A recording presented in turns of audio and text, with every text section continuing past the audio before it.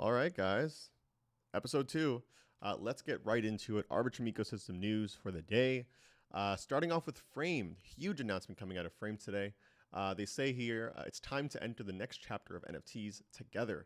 Today we're announcing our initial fundraise led by Electric Capital and community members, and the initial airdrop of Frame, available to anyone who's traded an NFT on ETH the last 2 years. Happy holidays. This is a pretty big news. For those of you who don't know, Frame is essentially a NFT / creator focused L2 built using the Arbitrum stack. They're currently on testnet, and they just announced, as you can see, the airdrop for Frame, which is going to be the governance token / utility token of choice for the Frame L2 or Frame network. So pretty much if you actually traded any NFTs on Ethereum the past 2 years, you can actually go ahead right now and claim your free Frame, which is nice. They did say that there are going to be more airdrops after this as well, with the launch date of January 31st. So really looking forward to this. One thing that I think is cool, just so I can add in here, by the way, is kind of the proliferation of all these different new L2s and L3s coming out soon. I think the biggest difference and the biggest value add for these different chains is less so like these general purpose kind of networks that come out that are essentially just copycats of any generalized L2 today, but more so ones that kind of focus on a particular vertical specifically. So Frame in this case, NFTs, creators, stuff like that. Like they're pretty much creating like everything around Frame is tailored to NFTs and creators. So like everything down to like the explorer, how you interact with the NFTs on the chain itself. It's all very custom and tailored to creators.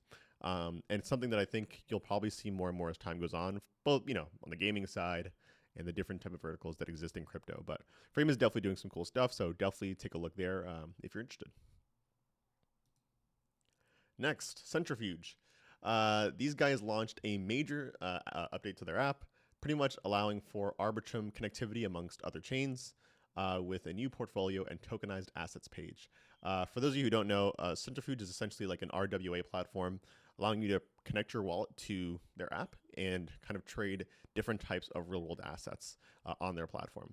Pretty cool stuff, I'm not going to lie. But also kind of highlights some of the work that's being done within the Arbitrum ecosystem around real-world assets. If you saw the episode yesterday, you saw that there's actually currently a proposal out that is kind of trying to pretty much invest money from the ecosystem into real-world asset platforms that'll hopefully generate yield for the DAO itself. Take a look at that yesterday, since it actually is kind of similar, not similar, but it relates to this definitely to a certain extent. But definitely more adoption of real-world assets coming on chain to Arbitrum. So always a good thing. We love the adoption pretty much. Next up, we got Celestia. All right, everyone's obviously in love with Celestia right now, especially after the TIA airdrop. But yeah, we're introducing Arbitrum Orbit with Celestia underneath, is what they say. Developers can now deploy an Orbit chain on Arbitrum Sepolia with Celestia as modular data availability, complete with Nitro fraud proofs and Ethereum fallback. Very important stuff here. The whole data availability kind of modularity thing has been one of the more interesting and I guess community-focused narratives that's come the past couple of weeks and months.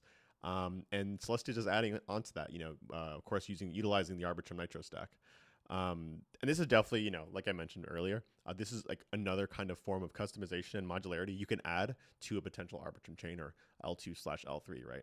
You can change up the data availability layer. You can change up kind of the governance structure of it. You can change up the token, the gas token, depending on what you want that to be. You can change a lot of things. And I think that's kind of the cool part about just this announcement. It just kind of further embodies like what you can do with no restraints. So definitely shouts to Celestia on that. And I'll probably just have here this additional thing as an extra. But you have Josh Stein here mentioning that Arbitrum Nitro with Celestia DA by someone that submits blobs at Celestia, probably someone who works there. But they're showing off that they're validating all blocks with WASM, which is kind of the secret sauce, if you will, for Arbitrum Nitro. So definitely really cool stuff. Kind of feeding into that narrative or alternate VMs, especially as coming into 2024. That's going to be a pretty important thing that people are going to have their eye on. So definitely excited to see that Celestia integration for sure. Definitely looking forward to more data availability options too for people looking to run chains besides just Celestia or AnyTrust. Next up, and actually probably the last one here, just want to do a little call out. I'm not sure how many people here are developers, but there's a lot of opportunities currently within the Arbitrum ecosystem, kind of spinning up out of the DAO. One of them actually is a hackathon that's currently being thrown by the guys over at Allo, Biddlebox, and Disruption Joe. Pretty much just a way to allocate funds to your community, and kind of figure out like, hey, like what do we want to fund in Arbitrum, and what should we build for those funds. It's a relatively kind of broad thing. I'm not going to lie to you, because I think they're currently coming up with the judges and what those judges actually would want to be judging for, like which verticals within the on-chain building space they want to be judging for. But if you are a hacker, if you're a developer and you're interested in kind of getting involved in the ecosystem and want to start hacking, then go for it. I think they're giving away like 100K. So I think it's like, yeah, I think they're giving away quite a lot from what I remember. But definitely stay tuned. This is just a recording of the spaces that they have. So if you're interested, definitely take a look at the recording. Obviously, all the links are down below, as with every episode. But just to end things off with this one, of course, had to do the obligatory shout out for Beneath the Layers, the podcast that I'm currently hosting on behalf of Offchain Labs. We have a guest coming up tomorrow, which I guess I post these episodes kind of a day late. So, I announced it today, but I'm posting this as of yesterday. Point is, we have a new guest coming up. We'll be talking about on-chain economies, gaming, and of course, the rise of NFTs. The CEO of Pixel Vault, G-Funk. So definitely stay tuned. Support your boy. Give it a watch if you're interested in crypto and gaming and all that stuff. But yeah, with that being said, of course, none of this stuff was ever financial advice. Do ape at your own risk if you're aping into anything. And yeah, definitely, hopefully I will see you guys on the next one. All right. Peace out.